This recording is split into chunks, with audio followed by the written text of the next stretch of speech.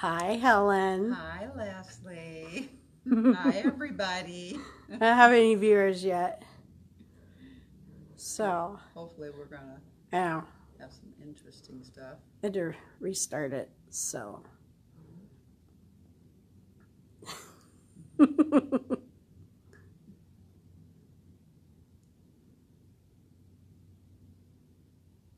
Okay, we have one viewer.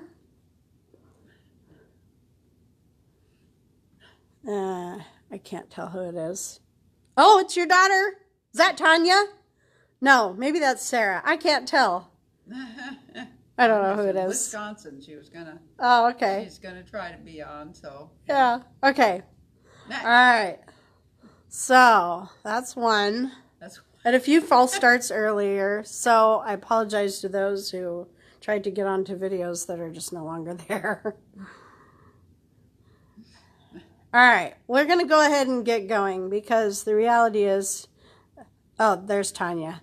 If we waited for more people to get on here, we'd be here forever. So, here we go. We're going to do this whole thing for Tanya? Yes, just for Tanya. Hi, Tanya. Hope you had a good flight. So, welcome to the July edition of the Bench Report. Today I'm in a different place. I'm usually at the piano or the organ at the church. Today I'm at the piano at the community center where I work during the weekday, and I'm not going to be playing anything, which is just fine. But today's Bench Report is really kind of to honor my coworker of 21 years. Been a while. Helen Bittner.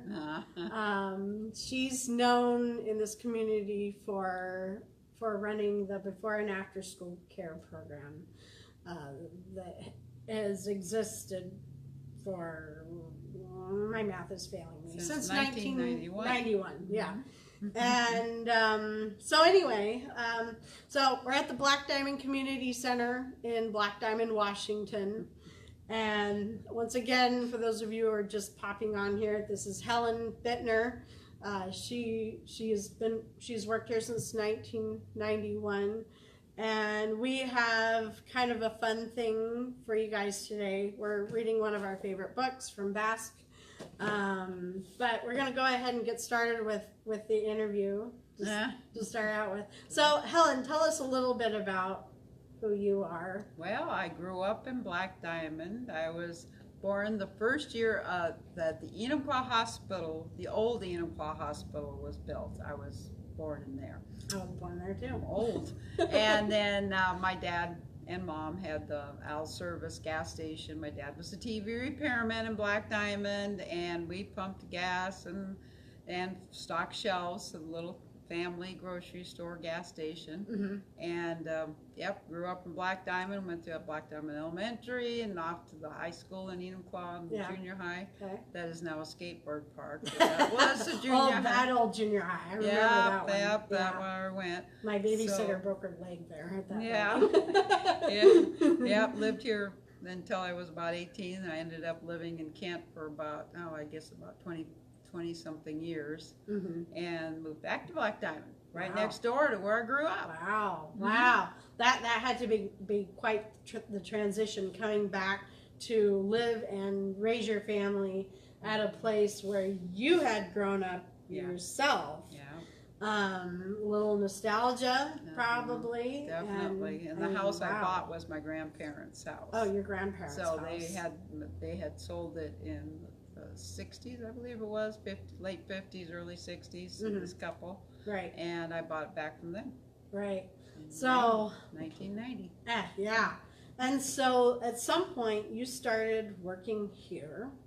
In 1991. Yep, I found proof. Yes, we have proof here. So tell us a bit about how you got started working here. Oh, well, I was volunteering because I ran a rec center at the apartments we lived in Kent, and then I had an in-home daycare, and I'd done part-time work for Campfire. So when I moved back to Black Diamond, I was looking for something to do, and I came up here and started volunteering with a lady that was running the youth event that was brand new then. they had bought this building and moved into it in '89. So it was only I think a year old. It wasn't even a whole year into their programming. So anyway, she decided this was not her kind of, she didn't want to work here anymore. So Dorothy Botts, who was the director at that time, came to me and goes, "Helen, how would you like a job?" And there I am. There you are. Yep. And you've been here ever since. Yep. So you started here in 1991, working with the kids program. Tell us what that program was like to start out with. Yeah. Well, the beginning, they didn't have it licensed, and it was called the Latchkey program. And so it was designed to take kids that would be going home by themselves and locking the door in very unsafe situation to have a safe place to go. And what age group was this? It was kindergarten through 6th grade. So all elementary then. Yeah. Yeah. So they would come on a bus, and some days I'd have up to 60 kids in here by myself. Wow. And this facility was set up for senior cafeteria food, so the long tables filled this room. It was a challenge to entertain kids in here and keep up with that many kids and not make a mess in here. So it was fun challenge. So yeah. I'll be darned. And then at some point things started to change with how you ran the program. There was some licensing issues, as the funders wanted to see that we had certain pieces into play. And so tell us about how some of that had to change. Yeah. Well, the funders, King County and United Way, were funding at that time. They required a license program. And so I was very grateful because that brought it down to 30 kids with 2 staff instead of any amount that wanted to walk in the door. Yeah. So that was more controllable. But along with that come licensing regulations and rules. So you had a licensor that came out and told us the water's too hot, the playground's not adequate. There was lots of things that state licensing didn't like about this place. Right. And of course here at the community center, well, we're right on the main highway that runs through town. That's State Route 169, runs from Enumclaw to Renton. And we don't even have a playground here. We don't even have a grassy area. The closest that might come to that is our gravel parking lot out in the back where the staff typically park, or the grassy area over in the lawyer offices, his property next door, which we couldn't use, obviously. Yeah, we'd rope off, block the sides with ropes, and that would be the playground. Yeah. And the back behind it was a big hill, so it was not like it is now. Oh, that's true. Yeah, it has been leveled out since back then. And the pool room is now the pool room instead of the drive-through from being a bank in the old days. Right. This building used to be the First National Bank of Enumclaw, the Black Diamond branch. The main branch was in Enumclaw, of course.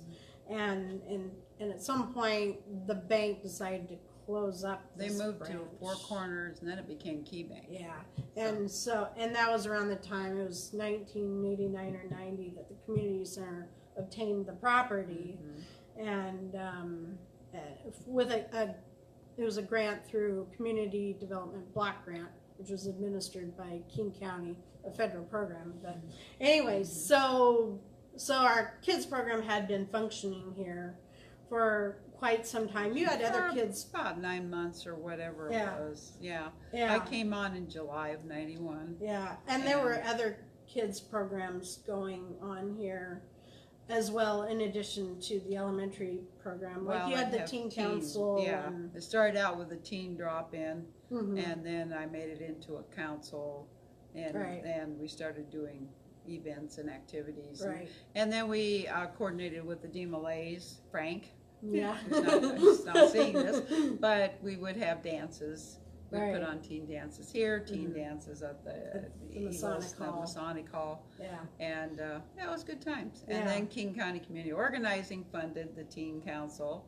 And we'd have community events that would be all teens all around South King County. And they were geared towards certain topics, mostly prevention issues. Yeah, drug and alcohol prevention. Drug and alcohol prevention, and I think smoking was one of the topics that was addressed with that. And there was well. a crossover from the elementary to the teens, because they would do projects like teaching the younger kids the dangers of tobacco to your body. They do a body map with them. Right. And they discuss parts of the body that would be affected by smoking and Right. drinking. So it was a good marriage. And they'd come also because there was a full senior program here. Right, And which we still have today. Yeah, and they would come and visit and help out with the lunches. Mm-hmm. That That's teens cool. would. That's So the neat. intergenerational, it was a nice mixture. Yeah. Huh. Yeah. At some point, with the we brought up the licensing issue with the elementary age program.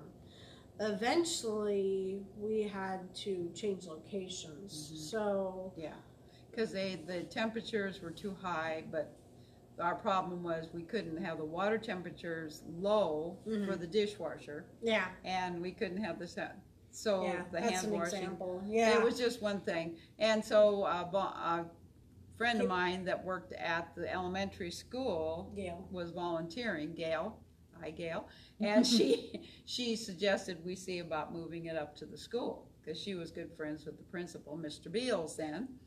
And so we did. We made a contract and moved it up to the gym at the old school, which was the size of a classroom. It was designed when they did that building. Yeah, this is we're talking about well, for us anyway, what was the old Black Diamond Elementary School. The school that's there now was built and opened, I forget which year that was, like 2018 or something. Something like that, yeah. Yeah, we were in there for years. So, yeah, it was built over the course of a year. But the one we were in was the one that had been around since probably... Well, since I was a kid in the 60s. Since you were a kid, yeah, the 60s. Yeah. So, and I went to that when it was new, too. Yeah, so that gym stage space, it was at one end of the gym. Right. And location-wise, that was great because we had the bathrooms. And we had the full gym and the stage that they eventually put sliding doors on it. At first it didn't have that. Oh, that's right. And then they put the sliding doors so we could separate from something in the gym. Yeah. Plus we were right there by the playground too. Right. So we're just on that part of the school there. I vaguely remember what it was like because we hadn't really been up on the stage for very long. By the time I started in 2000, or we weren't there much longer, I should say. That's what it was. And so I kind of remember thinking, boy, some kid fell off the stage or something, how easy, that would be. Those doors. Yeah. So when we got those sliders, that confined that space because we couldn't really put up guardrails or anything. Right. So you can imagine what little kids are like. They're running around after school and, or whatever. So at some point we got to get off the stage. Right. What happened there? Mr. Stalker, the principal later, he came up to me and goes, "We have an empty portable, Helen. Would you like a portable?" "Oh, yes, I want a portable. Thank you." And it was right on the corner of the playground. It was a perfect location, and we were there for years. Yeah. Yeah, and it was so fun to have that space that was just for us. Oh my And gosh. it was air conditioned. It was right on the playground. It was perfect for what we did. Oh, yeah.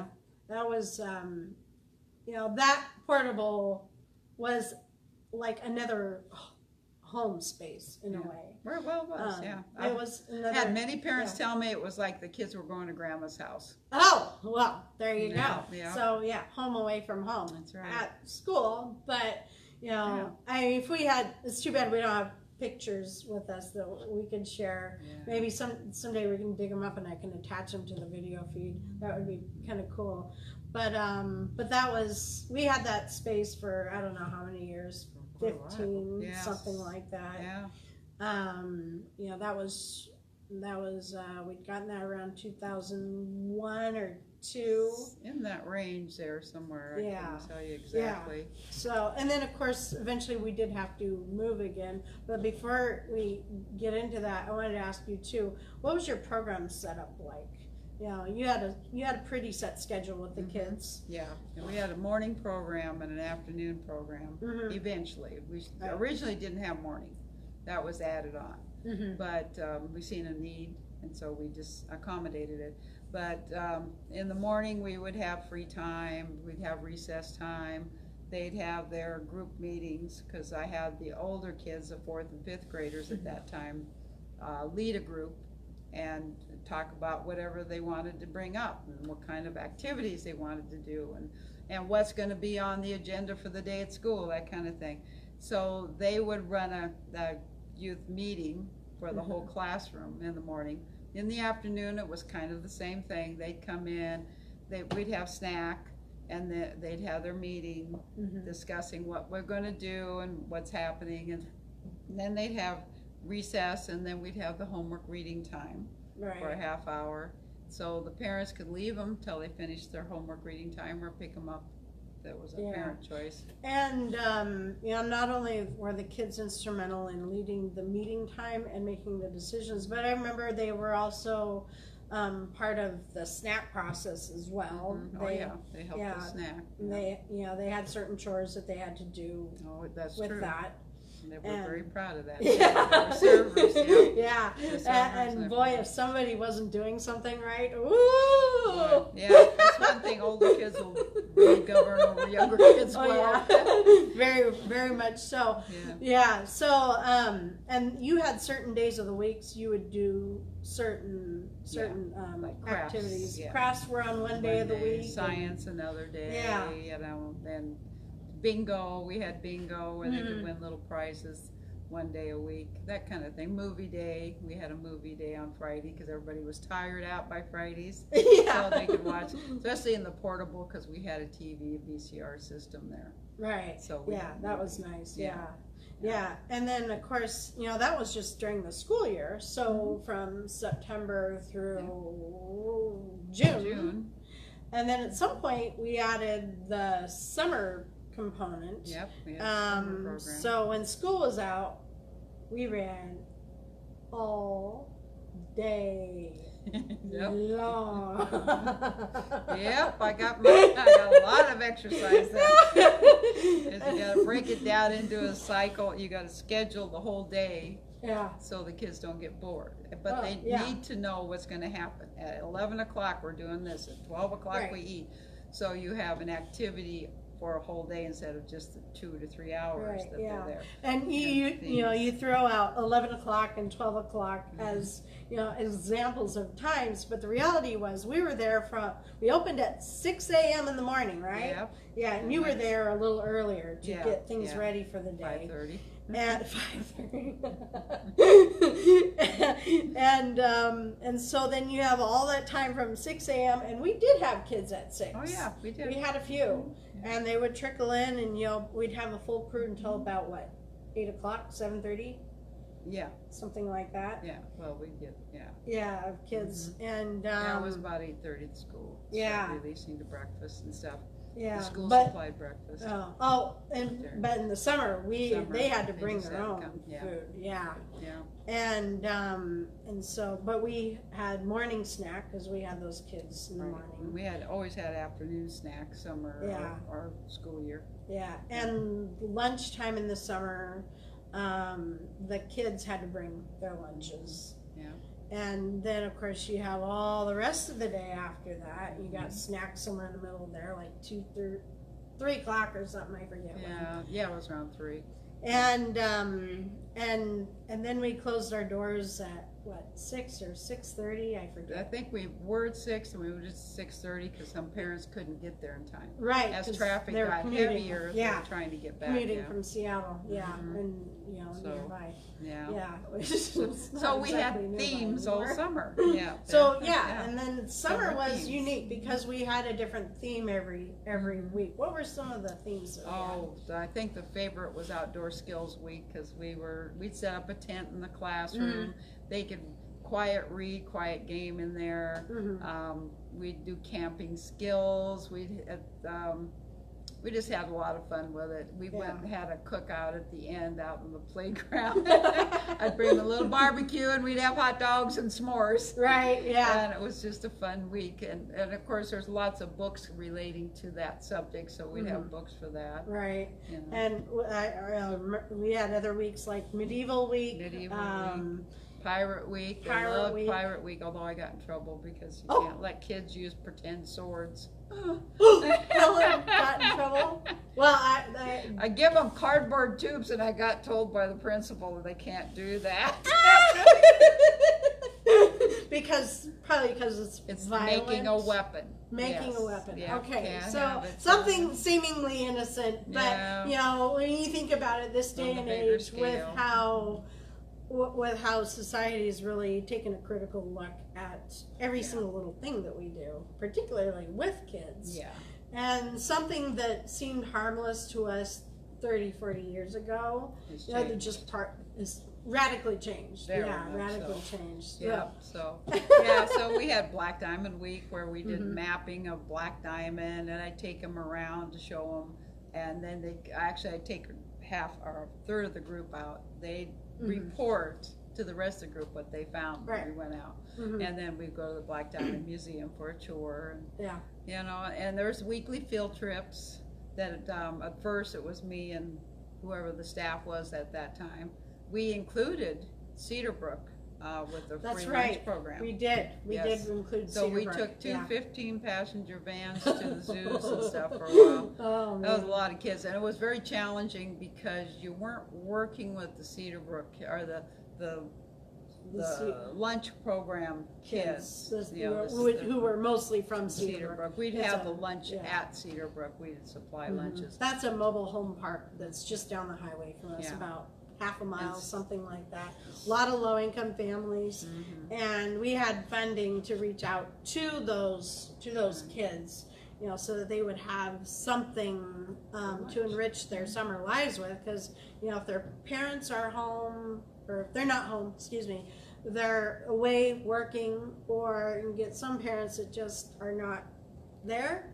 Trying to put that as politely as possible. You end up with these kids that when they get back to school in the fall, that they've fallen behind for lots of reasons. Poor nutrition is one. That was the heavy hitter that we were targeting. And then of course the other thing would be if you don't have parents or maybe even older siblings or other family members who are keeping the kids up with schoolwork in the summer, but you know, you're not having them, you know, read books over the summer or practice whatever skills they've learned over the previous school year, then it creates an environment in which all that gets lost. Or if not all of it, a lot of it, for sure. And we were lucky enough at that time that Cedar Brook had a laundromat they weren't using. And so they said, if you want to clean it out, you can use it. Well, I went in there with a shop vac. There were spiders this big running around in there. And I shop vac my way through that whole place. And we had lunch there for several years. I remember walking into that place, and my first impression was like, do I even dare say on camera? Probably not. No, but it was a little spooky to get in there with spider webs solid in there. It was like, and well, we got to clean. You know, you have what you have to work with, and you make do with it. That's just it worked that's perfect. The way we it is. Set up a table in there. We'd have craft projects in there for these kids, and lunch in there, and it got them out. We coordinated with Subway that used to be at Four Corners. That couple that owned that one was great. Arvid and Pat. And they would let me come in there, and we'd make these sack lunches. Once a week they'd get Subway. I think it was once or twice a week. I think it was twice a week. Because the other days of the week we made sandwiches here ourselves. And got donated foods. And so it was a good program, and we take them on field trips. And with our kids. Sometimes they were great, and sometimes they were they were challenging. terrors. Oh my gosh. Oh my goodness. Yes. So So yeah, it was an experience, but it was a good one. Yeah, and it was crucial for their development as well. Yeah. Fortunately, we never really had any incidents. So, you look back on that now, and it's kind of like, one word that comes up in a lot of questions in a nonprofit business nowadays is the word liability. And you look at that back then, we could have had some serious issues with some of those kids when you think about it. But we had our own mechanisms in place to kind of prevent stuff from happening and to put the kibosh on whatever might have started. But but anyway, so we made do with it, and and we had those terrible long vans. I didn't have a problem driving those 15 passengers. Well, we all got pretty good at doing it. Yeah. Whether we liked it or not, that's another question. That was, got a lot of kids around in those, except for the air conditioning broke down. We did. Yeah, I remember one time coming back from Woodland Park Zoo, and this was just our group, not even Cedarburg's. It was years later, and I forget which van we were in, and we, for whatever reason, it was taking us some time to get out of that parking lot. And the kids were cranky because it was hot. It was a really hot day. 90-something degrees. Yeah, and I was I'd been doing these for like a couple of years maybe, but there was one other adult in the van with me, but I was driving, and I knew how hard it was to drive, a big van like that, and so I'm like, okay. And the kids are screaming. And so I turn around. I said something to the effect of, y'all need to just and, pipe down. And I know it's hot in here, and I'm sorry, but there's not anything I can do. That's right. It is what it is. The best thing you can do is, and it's a long drive home to boot, because it's going to take us forever to get out of Seattle, just take a darned nap. Go to sleep, take a rest, And there was no way to open windows except for the two. Yeah, I think there was a few, and we did have the air side going, flaps. Yeah, but you couldn't open the back because the exhaust fumes had come in. Right. So those things were a challenge. That's true. Yeah. And Northwest Trek was another long drive. Another long haul, down to Eatonville, and which, granted, we're going to a forested area, so that makes a little bit of a difference on the return trip as to how hot the van is inside. But still, it is a long. Somebody always has to go to the bathroom as soon as you get away from the bathrooms. I know. You're on the freeway, and I gotta go potty. Well, sorry. Every parent deals with that one, I'm sure. Yeah. So that's a pretty good summary of what we did with BASK, I think. Yeah.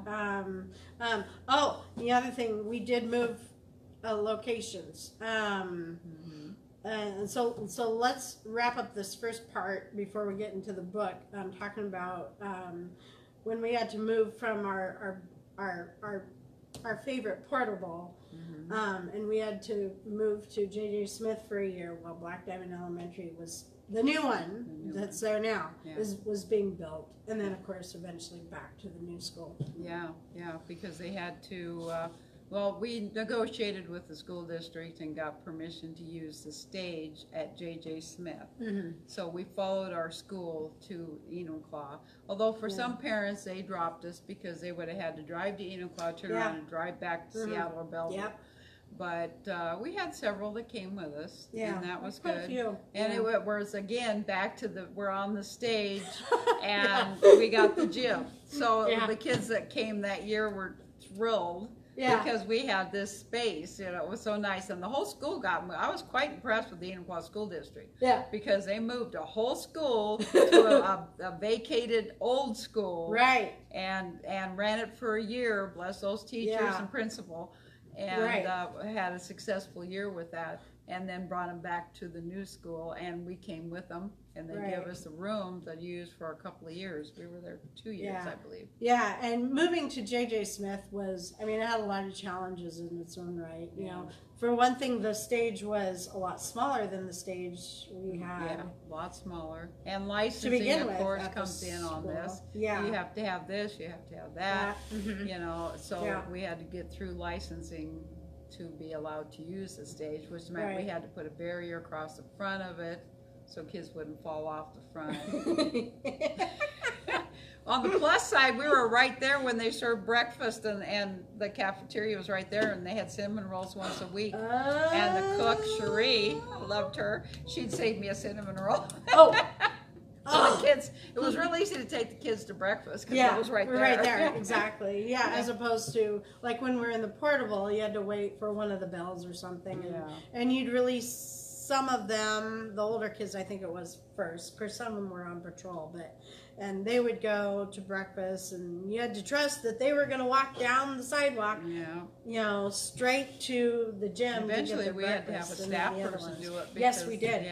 We did. Some of the kids just kept wandering. Well, you get some of those little ones, and you know, they're especially like some of the kindergartners, and they're like, la, la, la, la, la.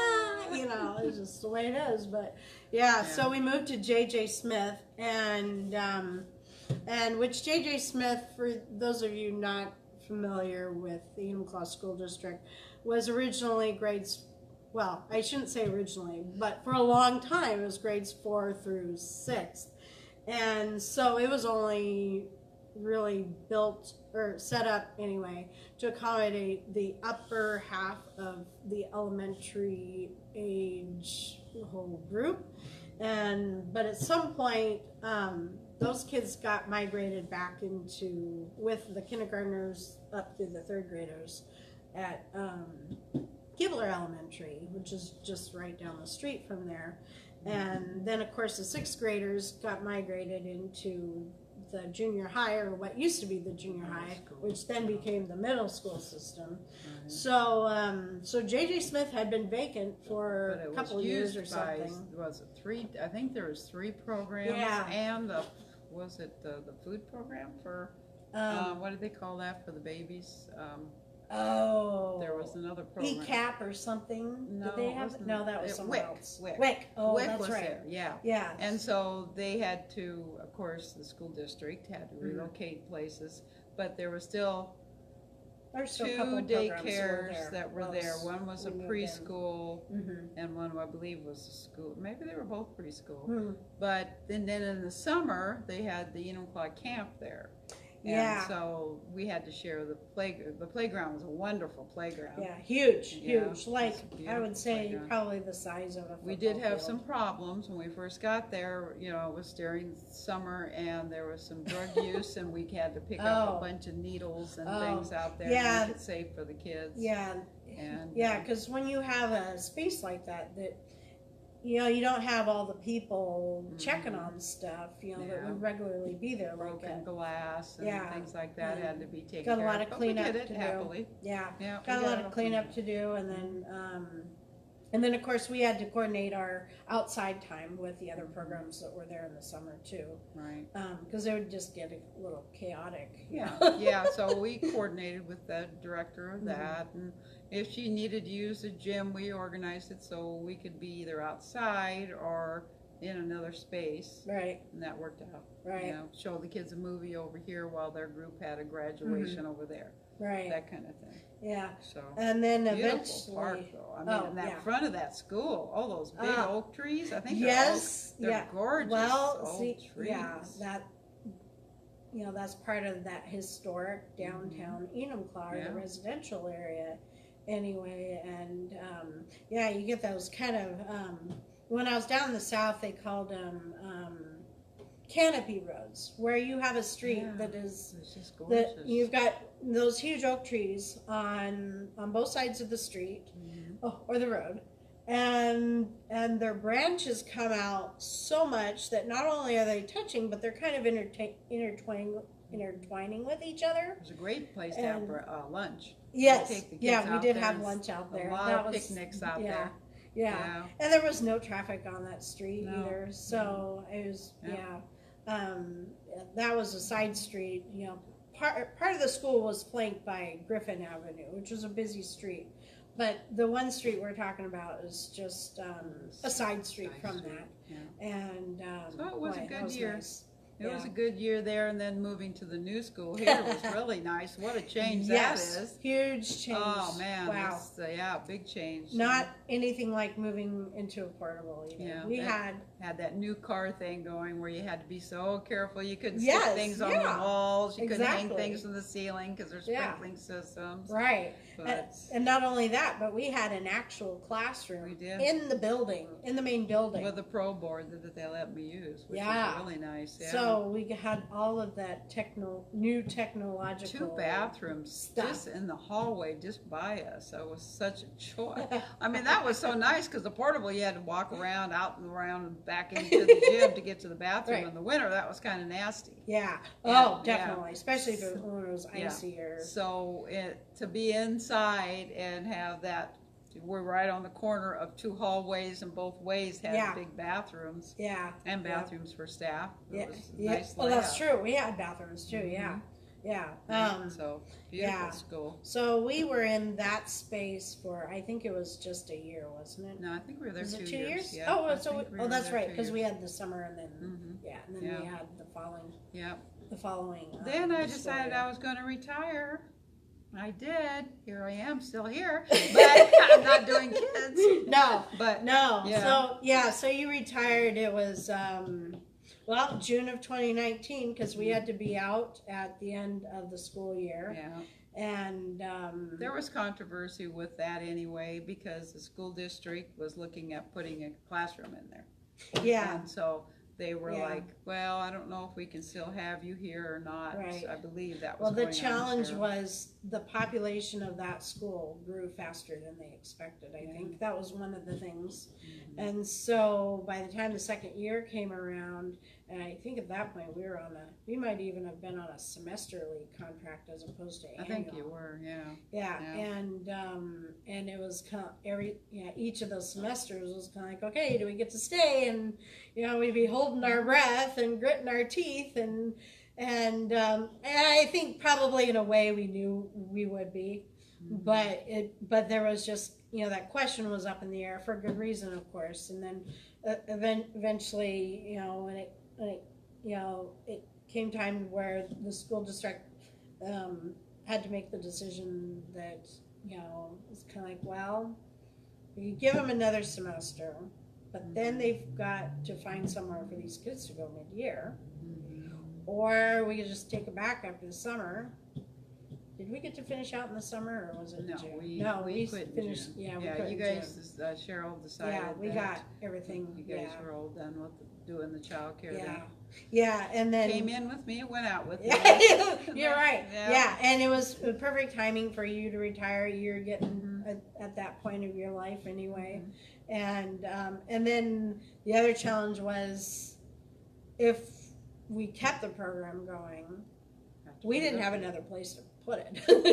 They literally, we just probably would have had to share the gym, which would have been really hard the way it's laid out.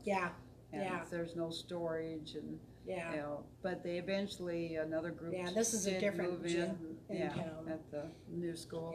And a new group took it over and they used the art room.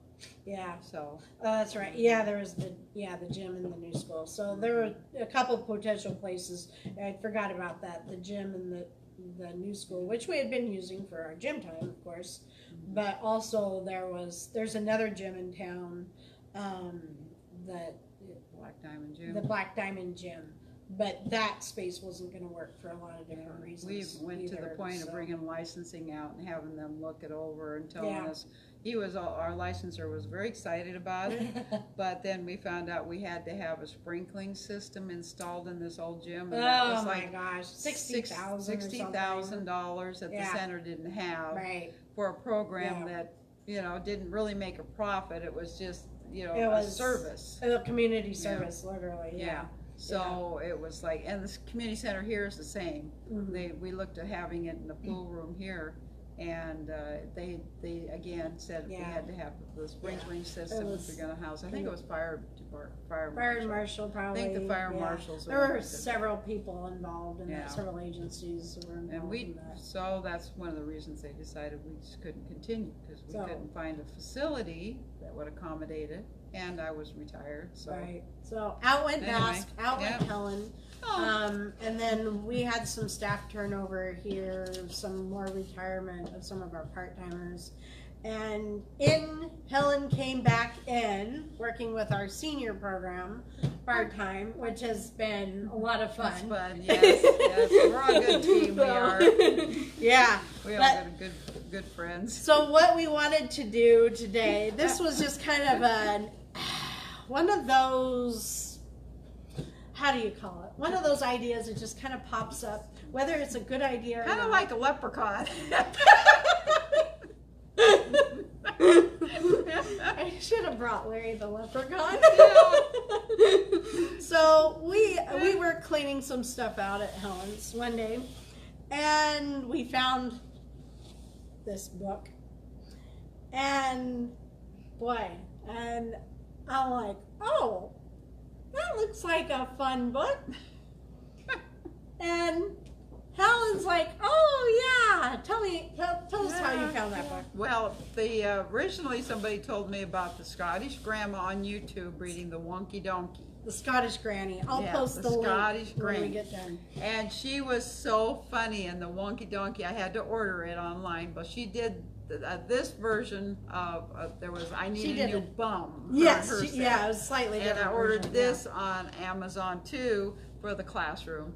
Mm-hmm. And it's just been a big hit. You know, she's done several on YouTube of her. She's just hysterical. If you haven't seen her do the Wonky Donkey, you have to see that. Well, she keeps laughing and laughing. So funny. It's just hilarious. Yeah. Well, and her laugh is hilarious. I think what's so funny about it is that she tries to stay kind of keep a straight face, or whatever you call it, as she's reading this book to her little grandson, who was like, how old? Like, he was just barely sitting up. He was wobbling and looking at her like, what the heck's wrong with Grandma? Yeah, and she's trying to keep a straight face, but she can't. She fails miserably. I mean, and so she's just constantly laughing at this book, and so, you know, as a viewer, we're watching her laughing, but it's really about how she just can't hold it in. But so anyway, so we gotten this book for BASK. I Need a New Butt. It was published in 2012. The author, Dawn McMillan, and also the illustrator, Ross Kinnaird, they're both from New Zealand. The book has been published by Dover Publications. So that's how we got a hold of it in the United States. And you can, you know, now that it's been about 9 years since it came out, you may or may not be able to find it at a place on the shelves, like a Barnes & Noble or major retailer like that. But definitely probably you could still find it on Amazon or something similar. I'm sure there's more written by the same or even Dover Publications. You can buy stuff from them. I've bought lots of stuff from that publisher for different things. So we're going to read this crazy story to you, because this is prepare yourself. This is our gift to the community.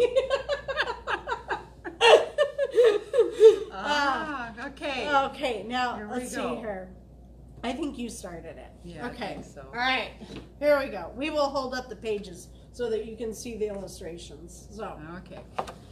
I need a new butt. Mine's got a crack. I can see in the mirror a crack in the back. I can just see a little kid thinking that way. I just want to say no to crack. Okay. Wrong crack. All right, next page. Only the second page is going to be a problem. Did I do it on the slide? This is referring to the creation of the crack, mind you. Or on the banister inside. Here's the illustrations. I get to read the next one. I think I should have made her read this part. Oh. Or when I jumped my BMX, or with the fart that happened next. Of course, the fart. That's what blew my butt apart. Split the thing clean in two. No, now I wonder what to do. I don't know. I'm not going to say anything. I need a new one. We're referring to the butt here, right? Yes. Okay. I need a new one. A green one or a blue one? A fat one or a thin one? A wood one or a tin one? Got all sorts of butts to choose from there.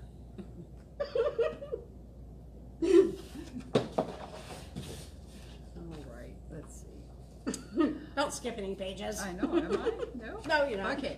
Why not a arty-farty butt? One not to be forgotten, with watercolors on top and a mural on the bottom. Ooh, and it says something on there. Icky or something. Is that a pun? A mural on the bottom? Yeah, I think so. It looks like it says cheeky. Oh, It looks like some sort of modern graffiti art or something. But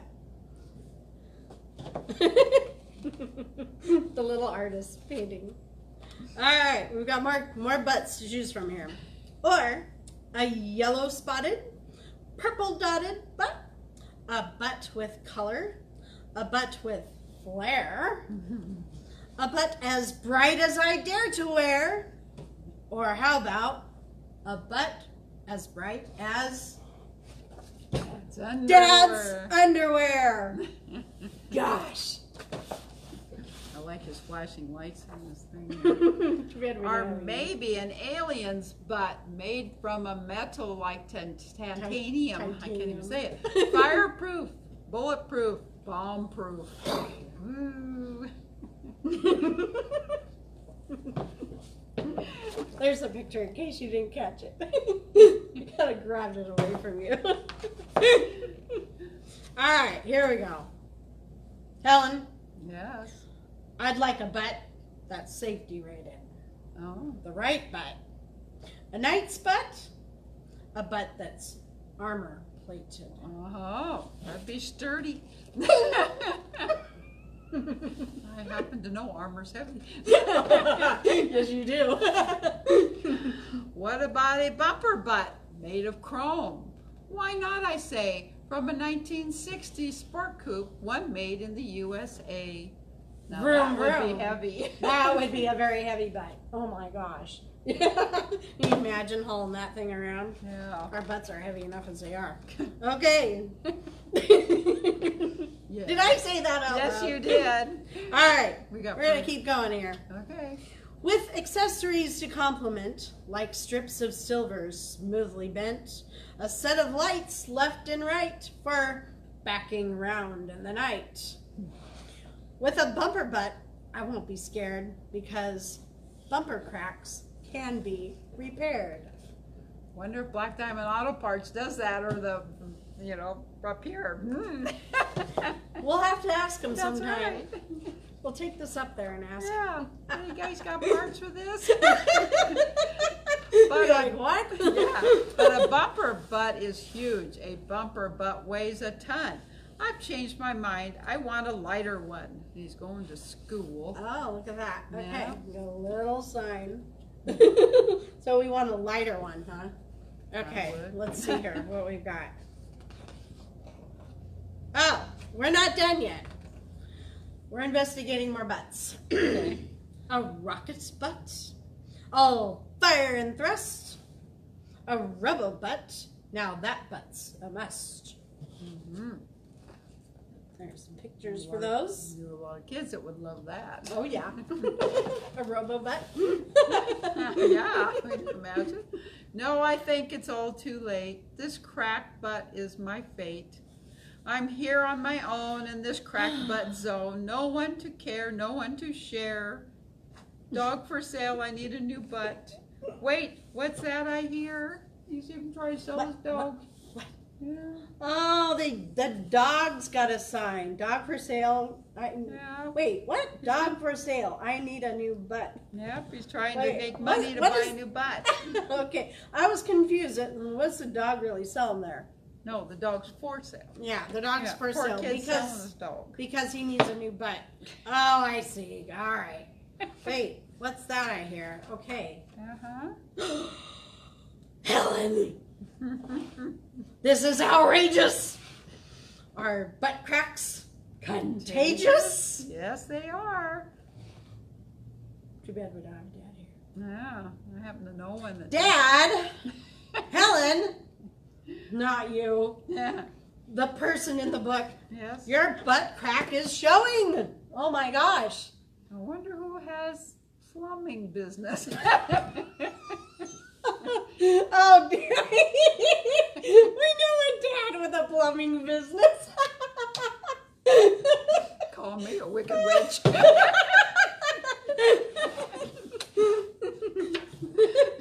And Dad, there's no way of knowing just how far it's going.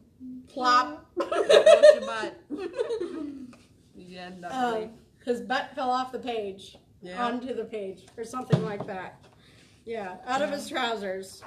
And you know what? That's the end of the book. That's the end of the book, yeah. That's it. Yeah. You know what I really like is The King Who Reigned.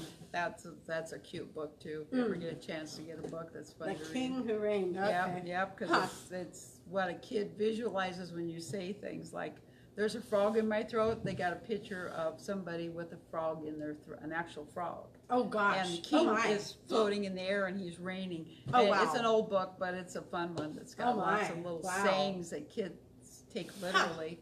Yeah. Oh wow, that would my- be interesting. Grandma says I'm a little deer, and they got an image of him as a deer. You Oh know.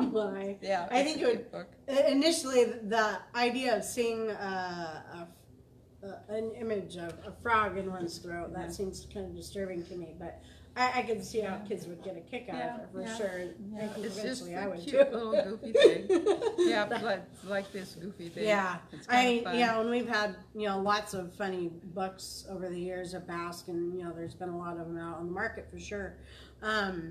But books, this is kind of important because books played a pretty important role at BASK over the years. Yes. And if they're cute like that, they have a catch. Kids love the word "but" and the Right. other word, and so they want to read it because Right. they're excited to use Absolutely. it, and they have, they use their skills. Absolutely. So, Get 'em. and you had mentioned that that when the kids saw this book, they actually They loved it. laughed. They Yeah. absolutely loved it. Yeah. Yeah. So anyway, so tell me about the role, how books played a bigger part in BASK with our kids. Some of the things, Well, the At the library, the activities around books, and we do a game even where I'd write down goofy sayings on a card, and we'd shuffle them, pass them out, and then I'd read a fairy tale out of a book, and I'd stop at a point, and they'd all have turns to read their card. Oh, really? And so it was such a fun game because Huh. you'd jump up and down on one foot or say something silly, Huh. and it fit into the story sort of. And it Interesting. would be a fun game to Huh. play. Yeah. Yeah. And then story, of course, homework reading time. That's Yeah, so important. we had time set aside for reading at BASK, and that was pretty much every day, wasn't it? Yeah. Or something like that? I think I give them, eventually I quit doing Fridays because Mhm. there was a vote by the committee. They wanted Fridays off. I'm like, okay, you got the Fine. weekend to do your homework. That I'll way. give you that. Leave it to the parents. That's right. That's right. So they had reading time pretty much every day then for about half an hour or something like that. Yeah. And that of course was also mixed in with homework time. So And I did the same in the summer. yeah, In in the summer would yeah. have quiet time where they sit down with books and Right, read. and of course in the summer we didn't have homework because school wasn't in session. Right. The reading time in summer, did did we have a longer period of time for that, or did we split it out? I don't remember how we did it. Half hour, and it was around, because the library would supply us with books during the summer that was around our theme, which is nice. So the kids could sit down with the books that were theme connected. Yeah. And we'd go to the library, and the librarian was nice enough to make a book time, a story reading time with books that were around our theme there too. Right.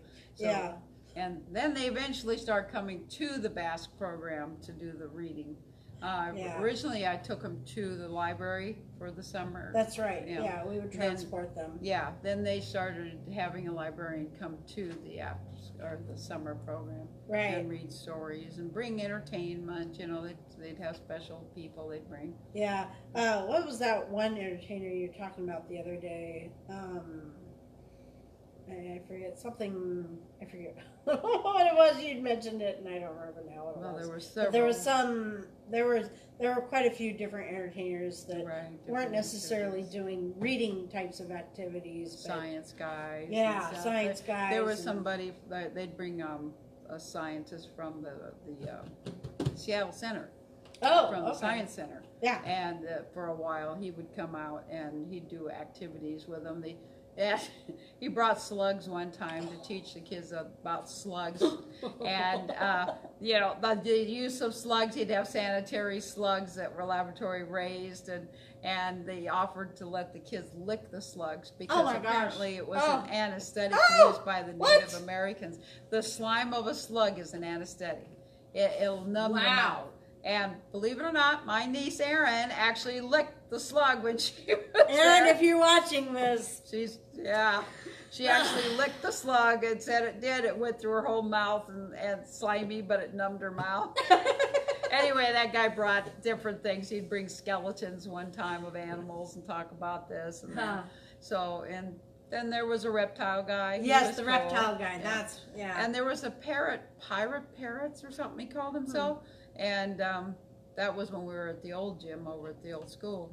And he'd bring in all these birds and talk about, and they'd do tricks. And that's pretty impressive. It was all paid through King County Library System, and we'd offer it to the public, not just to our kids at that point. Right, for them to attend as well. Yeah. And there was something else, another program we had with the library, and that was, I forget what it was called, but they would bring us a different box of books each month. Yeah, the Kid Reach box. Yeah. And tell us a little bit about that. Was great. King County Library again. There's great service. They supply a bucket, a big tub of books once a month once you sign up for it, and you just take the old in, bring the new back to your classroom. Right. So the kids have all these different, wide variety of books for every age in it. Yeah. A lot of picture books, joke books. They always look for the joke books. They love the joke books. And some novel books or chapter type of books for the younger. For the older ones, the older readers, because the reality is you're dealing with elementary age population, ages 6 through 11 roughly. Yeah. And that's only like a gap of 5-6 years. But the reality is the reading skills are radically different from one end of the spectrum to the other. So you've got the kindergartners who they barely even know how to write their name. And then you've got, the 5th, and one time we had 6th graders who, they're reading chapter books like Harry Potter. So, and it's nice when you have because the kids committee, the leaders of that like to set up a reading group. And so they would sit down with a group of the kindergartners and read them books, which was really nice to see. That happened quite often. Yeah. So let's see here. What else did we have with the library? It seems like we had. Oh, I remember. We'd kind of mentioned this briefly, but with the summer themes that we talked about in the summer program. You had all sorts of stuff that went with that went with those summer themes, because you had all this stuff that you stored at home, Right. you know, project supplies Still or cleaning it out. make believe stuff or whatever. Plus, you had a fair amount of books for each of those themes as well. How did tell us a little bit about how that kind of played into how they acted, how the kids acted out their summer themes, you know, how they used those books. Oh, they just read that was usually part of our reading time, and like the Pirate Week, there was books about what pirates did. We'd sit down and I'd read them stories of what real pirates were like. Right, You know, not the fantasy pirates, but the real pirates. And the camping week would be camping skills, tracks, learning about different animal tracks, scat, things that they may never have thought of, how to start campfires and safety and all that stuff's in books. So there was a lot of things that you could glean from getting the right kind of book. And we had a couple different wildlife themes in the summer too. Like we had the sea life week. We had some other, I forget what the other one was called. The one with the land animals. Yeah, and that would be outdoor skills was. Yeah, it was part of outdoor skills. Okay, yeah, and so we had books that went along with those, you know, for the kids to learn about the different, types of animals, and which in turn, you know, because we had those field trips on Wednesdays generally. Together. Then that helped prepare them for the field trips as well. So that when we got to the aquarium or whatever, it was like, oh yeah, that's blah blah blah blah blah. You know, we could tie that in to kind of create a comprehensive learning environment. Right, and when they come back, we'd have a little meeting about what they learned, what they seen. At that trip, right? You know, what did you learn today, or what did you see today, and that makes a great connection between absolutely. That and the book. So. Yeah, absolutely. Yep, I love the field trips. I used to do a talent show too. You know, a talent. Oh, that's contest right. Here. Bank used to give me $250 for the prize, and we'd hold it at the old gym over there. And set it all up, and the kids could do their show. It was fun. Right. You know, that was a fun one. To wrap up, talking about BASK, what do you think are some of the highlights from that program? There's probably a lot, I would imagine. Yeah, there's a lot. Yeah, you've got all those years and all the different types of activities and all the crazy personalities that have come in and out of that program. Yeah. And like anything in life, you get the happy, you get the sad things that can happen to families. That'll happen. Yeah, but absolutely. There's the holidays were the funnest, I think. Yeah.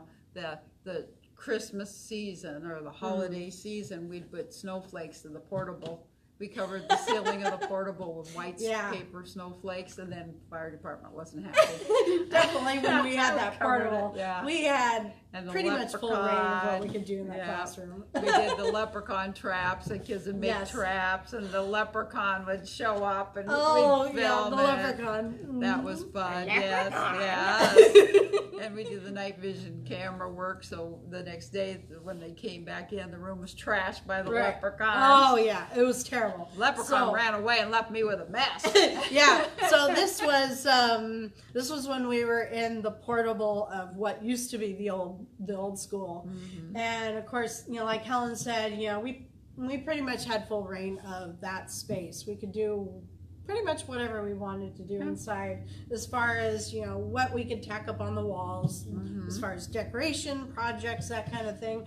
We also had a lot of stuff. Remember that big spider web one that they made out of paper chains and everything to catch a leprechaun? One time they hung a box. I remember. I love it. I just let the kids create their traps, and it was just the cutest thing.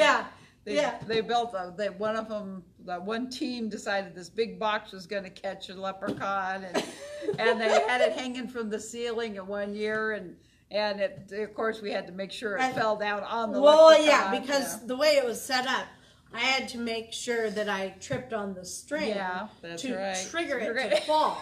And so just to give our viewers a better understanding of how this worked or it didn't, or how we pulled it off. Yeah, Let's just yeah. put it that way. So in the spring, we always celebrated the different holidays. Well, St. Patrick's Day would come up, and a couple of weeks, I think it was. You had them working on their traps, building traps. About a week or before. two, Not a 2 week, weeks, just a week. Okay, Because there's yeah. so many boxes, you couldn't Right. have them in the way forever. Yeah, that's true. Yeah. So Helen would collect boxes from wherever. We had Anything boxes. green. Yeah, and then we had green stuff. Yeah, anything.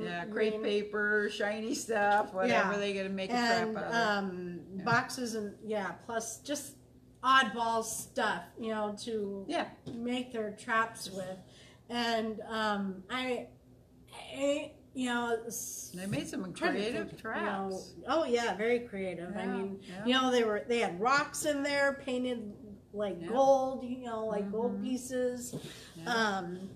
They had, I remember there's some coily things that were stretched around that supposedly the leprechaun would get trapped in. Yeah. And I had to stop the violent ones because they wanted to make it kill the poor leprechaun. No, we're not killing kill the leprechauns. leprechaun, no. But if we put these here, it'll stab him. No, we're not stabbing the leprechaun. I'm just trying to imagine what that would have been like had something like that actually transpired. And I mean, it would have been, something simple like a plastic knife or something, which would have been I think there was harmless, toothpicks one year. But They the were idea, trying to make spikes and not toothpicks. now that could have been potentially Yeah. dangerous. They could have been on the floor, and and of course, the thing is when the day would come, the day before St. Patrick's Day, and sometimes it'd be a weekday, or sometimes it was on a weekend too, and so we had to get all the kids out of the classroom. Yeah. And because then the leprechaun had to show up at some point to start to get ready for what was about to transpire, that we were supposedly recording in the middle of the night. We're good storytellers. We're going to set this night camera up right here, and the kids helped me set it all up. Yes. And then you can't move the camera because they would know somebody was in the room. Yes. And then I pretended to leave and shut the door so they could hear it on the camera. I just left it running all weekend.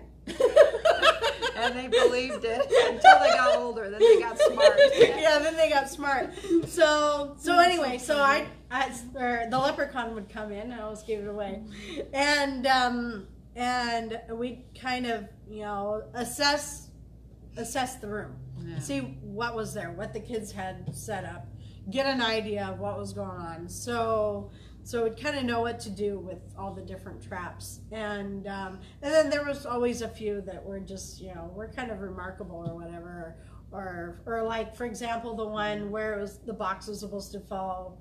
You always wanted to make sure you got that one to fall on you, or if there was another big box, or just something else that was of particular appeal, and you want to make sure that there were a few that you really focused on as you're recording, being the leprechaun pretending to get trapped by these boxes. I don't know how she did it, because she was on her knees the whole time we were filming, and her high-pitched voice was, sometimes she'd be so hoarse she couldn't talk. That's true. Yeah.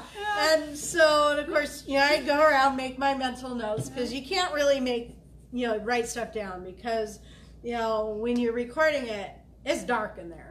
So you can't read anything, and besides that, you don't want that in your way anyway. And by the time you go all around, at some point you will have lost that piece of paper or whatever you're carrying around with yourself.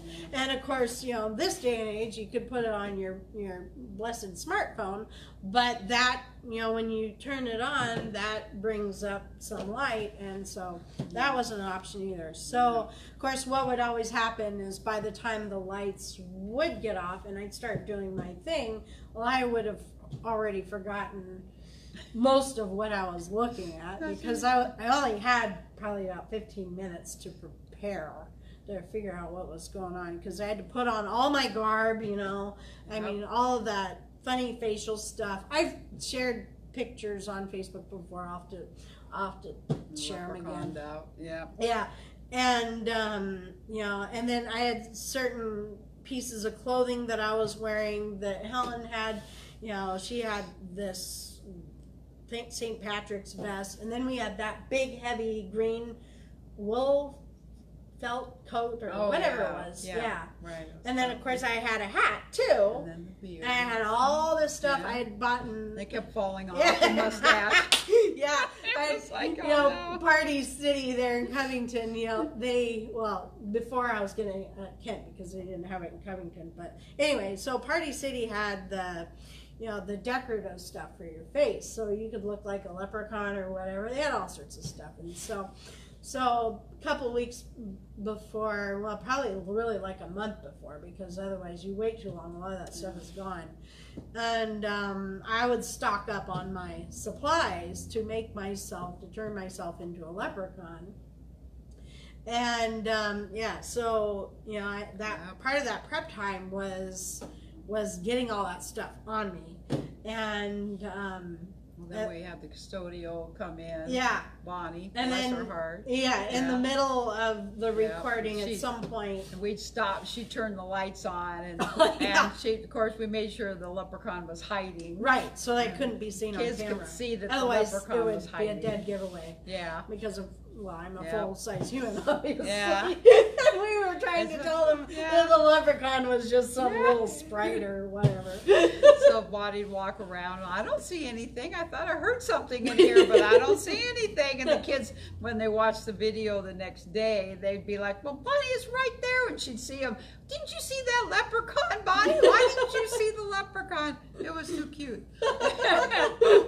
Yeah, that was a lot of fun. Yeah. Yeah, and you know. Well, even at JJ we did it. Yeah, because we did put do those it a little. footprints Yeah, all we along did. the We walls, put yeah. footprint. Yeah, I had to get printed permission, out but- footprints here in the office, or yeah, I think that's how I did it. And then we cut them out, and then we pasted them all around the Yeah. walls in the gym. So the kids, when they came in for lunch, got to see leprechaun feet. Yeah, and of course, because all the kids Yeah. in the school The whole were school was using there. that gym, well, they all got to see Mhm. something about this leprechaun Yeah. business. Yeah. And That was fun. yeah, so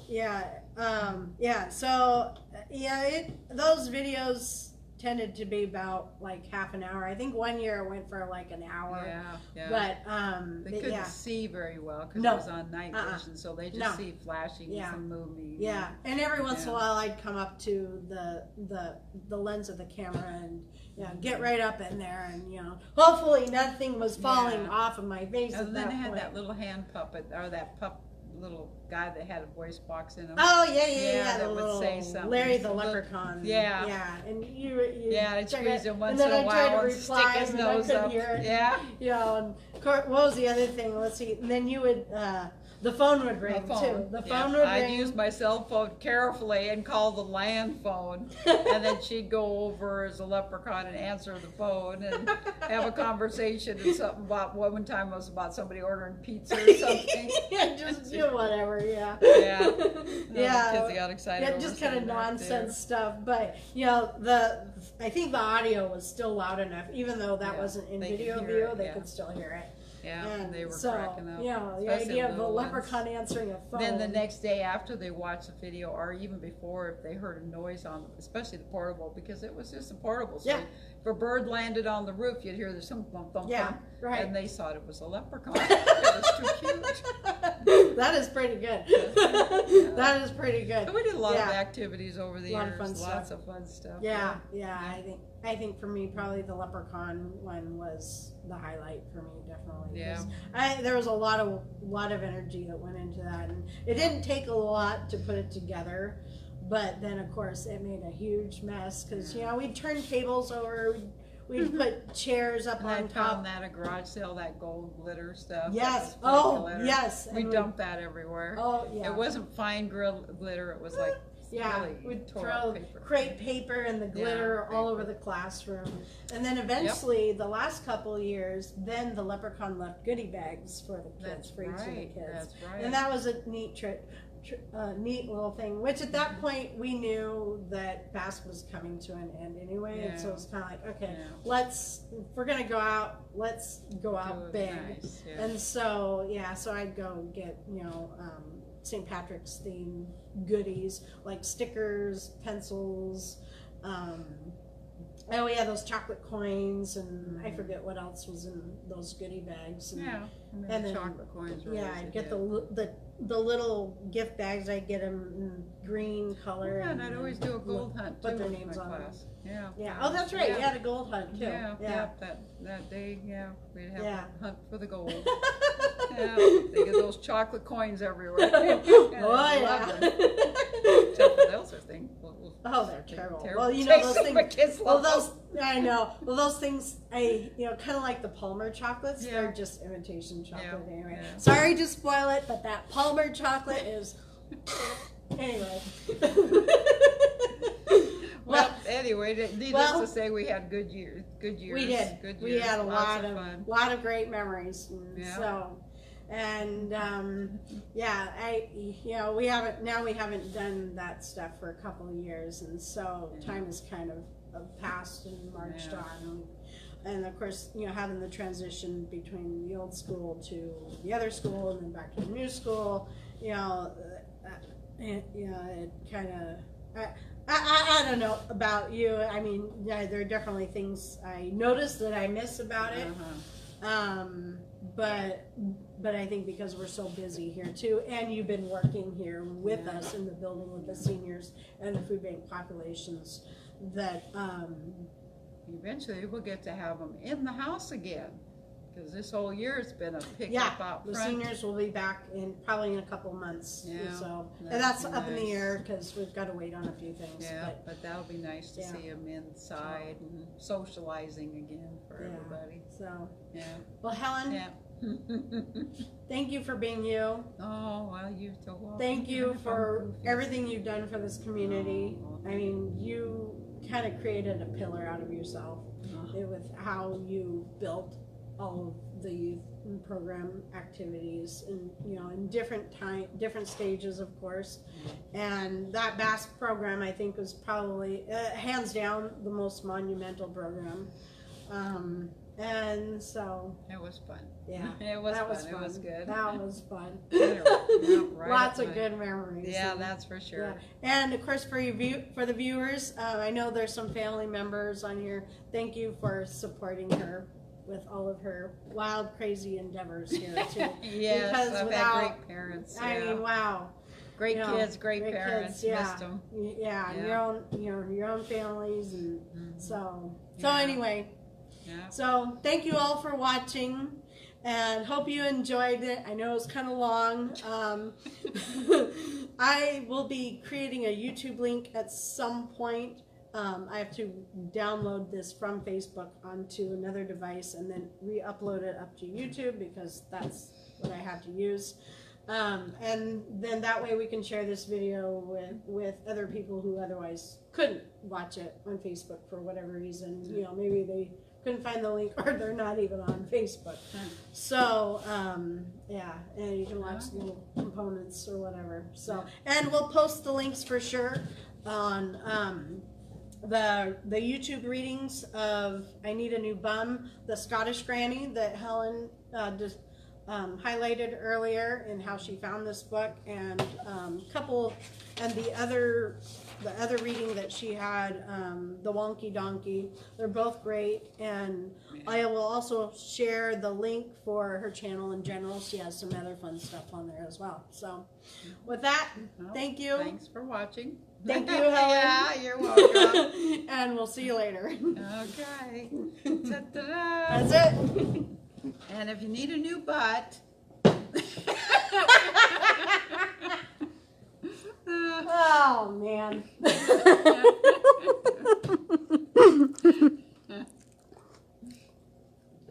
Now I stop. I don't know. I've done this way too many times. There we go. Okay, say cheese. Cheese.